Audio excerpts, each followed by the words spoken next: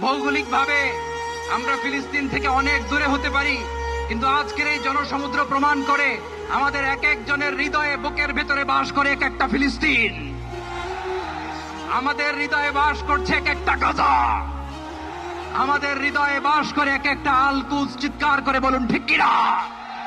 নারায়ে তাকবীর, নারায়ে তাকবীর।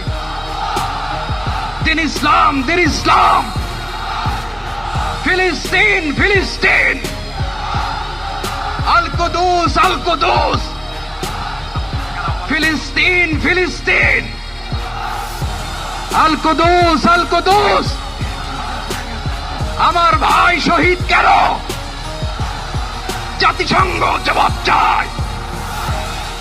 গাজায় গণহত্যা কেন? জাতিসংঘ জবাব চায়।